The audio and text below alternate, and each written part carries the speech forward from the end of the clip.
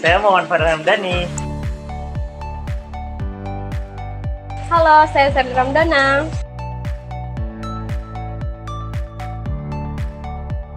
Saya Wulandari.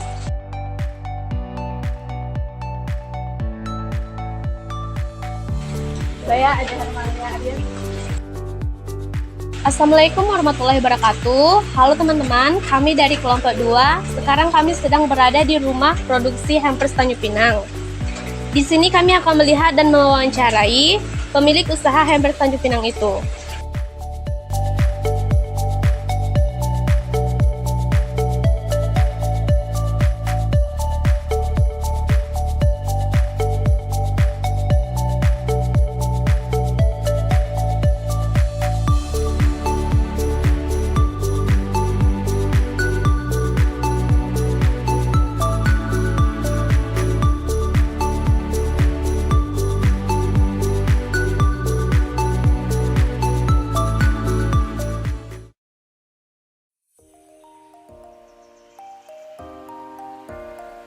Assalamualaikum warahmatullahi wabarakatuh. Saya di sini bersama dengan pemilik hampers Tanjung Pinang dengan kakak siapa? Dengan Emma. Oke, kakak Emma. Saya ingin mewawancara sedikit tentang hampers Tanjung Pinang ini. Yang pertama, kapan kakak mulai merintis usaha ini? Mulai itu pada tanggal 2 November 2021. Oke, dalam penjualan produk ini kendala apa saja yang sering dihadapi? Kalau berbicara tentang kendala, tentunya banyak sih kendala yang selalu kita hadapi. Yang paling sering itu ya turun naiknya penjualan ini gitu, terkait ke customernya gitu. Kadang rame, kadang enggak. Oke, satu lagi, dari mana kakak mendapatkan bahan-bahan untuk produk bucket ini? Dari yang terutama sekali itu dari ini sih, dari Shopee gitu tuh, kita belanja online itu kan lebih kayak minimalisir harga lah gitu, lebih minim kan. Kalau di sini itu kayak yang harus kita buat cepat itu dalam waktu jam atau hari itu kita carinya di sini gitu. Kecuali yang lama itu kita carinya di Shopee biasanya. Oke. Itu saja, terima kasih Kak Emma. You got me baby, I got your back, looking at you, thinking about all of the ways that you know me. Produk yang kami ambil ini adalah usaha dari hampers Tanjung Pinang, yaitu usaha milik Kak Emma. Kak Emma ini adalah salah satu mahasiswi dari Universitas Maritim Raja Ali Haji loh teman-teman. Ia telah menjadikan kreativitasnya berubah menjadi dan menghasilkan pendapatan.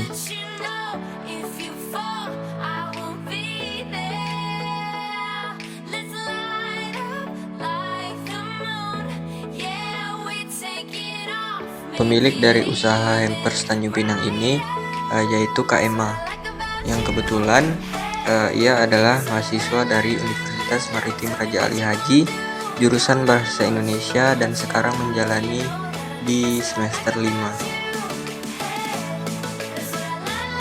Dalam pembuatan produk ini, kami turun langsung ke rumah produksi untuk membantu memproduksi produk bucket ini. Kami dibimbing oleh Kak Emma dalam memproduksi sebuah bucket dengan melakukan beberapa cara-cara khusus.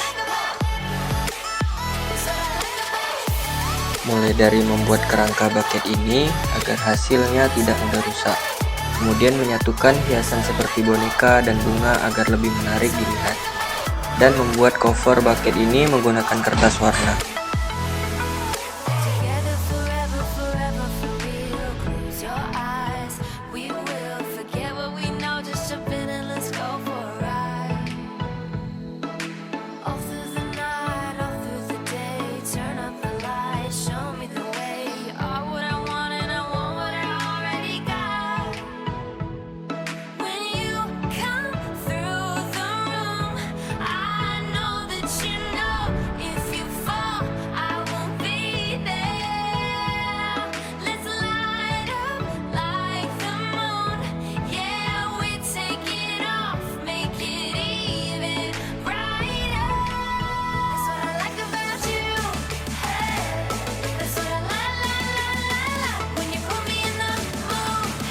Dan yang terakhir, tidak lupa juga kami menempelkan logo dari hampers Tanjung Pinang itu yang memiliki identitas dari produk ini.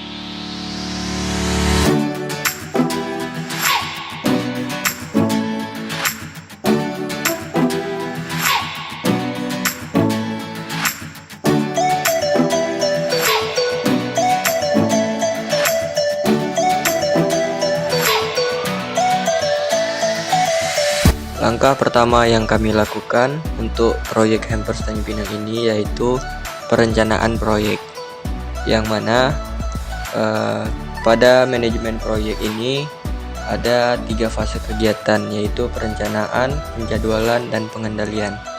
Yang pertama itu kami melakukan fase perencanaan.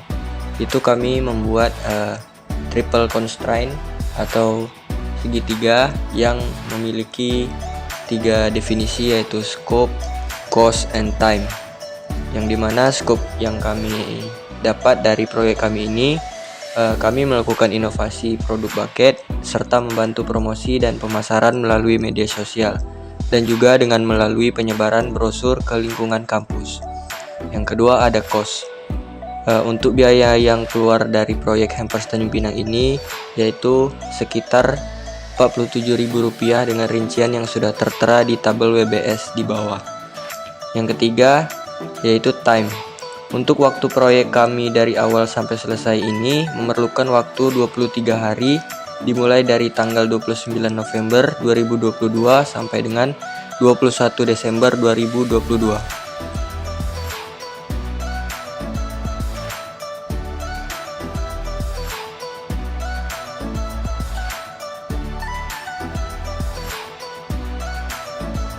Selanjutnya, kami merinci proyek kami melalui struktur perincian kerja atau WBS, yaitu Work Breakdown Struktur, yang dimana dapat dilihat pada tabel WBS untuk proyek Hampers Tanjung Pinang ini di inframe.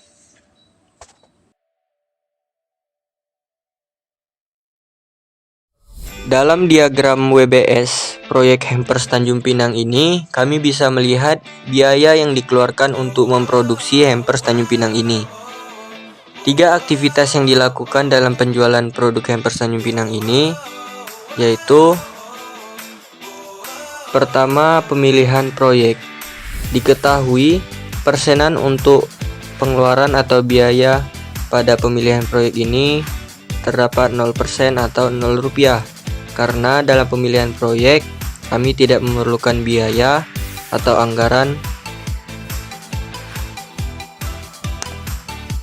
Yang kedua, pembuatan produk. Dalam pembuatan produk ini kami mengetahui biaya yang kami butuhkan untuk pembuatan produk yaitu sebesar Rp35.000, dan progresnya itu terdapat 74,47%. Nah, dalam pembuatan proyek ada 2 tahap yang dilakukan, yaitu pembelian bahan-bahan dan membuat inovasi bucket. Yang pertama, pembelian bahan-bahan.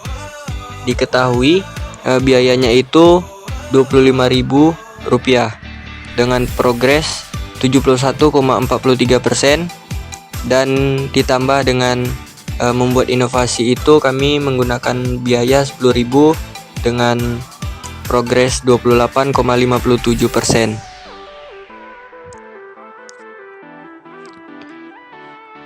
Kemudian yang ketiga, kami melakukan promosi dan pemasaran. Diketahui hasil biaya untuk promosi dan pemasaran tersebut adalah Rp12.000 dan progresnya itu 25,53%. Dalam promosi dan pemasaran ada 2 tahap yang kami lakukan, yaitu promosi melalui media sosial dan penyebaran brosur. Yang pertama, promosi melalui media sosial. Diketahui progresnya itu 0% karena tidak memiliki biaya. Nah, kemudian yang kedua, penyebaran brosur. kami menentukan dan mendapatkan total biaya yang kami keluarkan untuk penyebaran brosur ini sekitar 12.000 dengan progres 25,53%.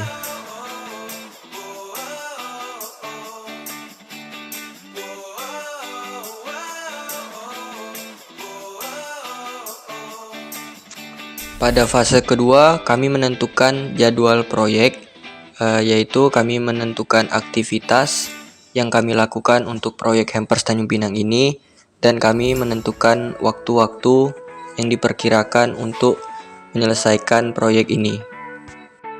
Pada tabel aktivitas proyek Hampers Tanjung Pinang ini, kami melakukan beberapa aktivitas. Yang pertama, menentukan objek, yang kedua, mewawancarai pemilik usaha, yang ketiga, membeli bahan-bahan, yang keempat, membuat inovasi produk, yang kelima, promosi melalui online, yang keenam, penyebaran brosur ke lingkungan kampus, yang ketujuh, pemesanan produk, yang kedelapan, pengiriman produk, dan yang terakhir kesembilan yaitu dokumentasi.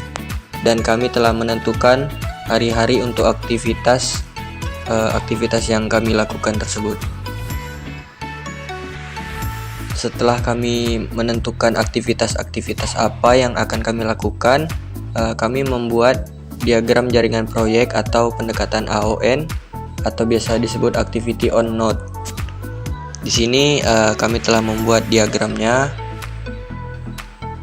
yang tertera pada inframe pada gambar 2.3 jaringan AON untuk Hampers Tanjung Pinang.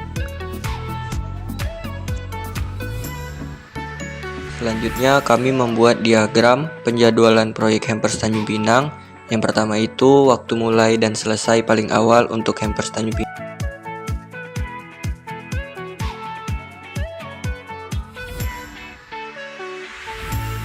Setelah kami memasukkan jumlah-jumlah waktu perpanjangan itu sesuai pada inframe yang telah kami bikin, yang telah kami jumlahkan. Kemudian kami menentukan jalur kritis untuk Hampers Tanjung Pinang ini, yaitu kami tandai dengan panah tebal, yang dimana jalur tersebut dimulai dari start, kemudian dilanjutkan di aktivitas A, kemudian dilanjutkan ke aktivitas C, dan terakhir berlanjut ke aktivitas I. Selanjutnya kami membuat proyek gancar untuk Hampers Tanjung Pinang ini, yang dimana pada tabel tersebut terdapat aktivitas-aktivitas yang kami lakukan, kemudian tugas dari masing-masing anggota, kemudian juga terdapat tanggal mulai dan tanggal selesai dari aktivitas yang kami lakukan, dan berapa persen penyelesaian dari aktivitas-aktivitas tersebut. Selanjutnya pada pengendalian proyek, bagian ini berisi teknik yang digunakan untuk mengendalikan proyek, khususnya pengawasan terkait sumber daya, biaya, kualitas, dan anggaran, yang meliputi perencanaan, penjadwalan, dan aspek pengendalian. Pada pengendalian proyek Hampers Tanjung Pinang ini, kami melakukan pemantauan dan aktivitas agar proyek ini terarah pada tujuan yang telah ditetapkan, menjaga kesesuaian antara perencanaan proyek dengan pelaksanaan proyek. Pengendalian proyek kami ini kami lakukan agar proyek tetap berjalan dengan batas waktu yang ditentukan dan biaya yang telah diperkirakan, dan dengan hasil akhir yang sesuai rencana awal. Yang terakhir, kami menarik kesimpulan dari proyek Hampers Tanjung Pinang ini, yaitu kreativitas dari mahasiswi Universitas Maritim Raja Ali Haji bisa menjadikan kerajinan tangan ini menjadi barang yang bisa diperjualbelikan. Dan kami melakukan proyek ini untuk membantu inovasi produk dari buket itu sendiri agar menambah jenis pilihan untuk menaikkan jumlah penjual dan pendapatan. Promosi dan pemasaran yang dilakukan pelaku usaha tersebut yaitu melalui media sosial Instagram. Kami melakukan proyek ini juga untuk membantu menambah ruang lingkup pemasaran produk ini melalui penyebaran brosur ke lingkungan kampus dan area sibuk di Tanjung Pinang. Kami juga memberikan saran terhadap usaha Hampers Tanjung Pinang ini, yaitu agar semakin menambah inovasi terhadap produk yang dijual yang berkaitan dengan kreativitas untuk menambah penjualan dan pendapatan.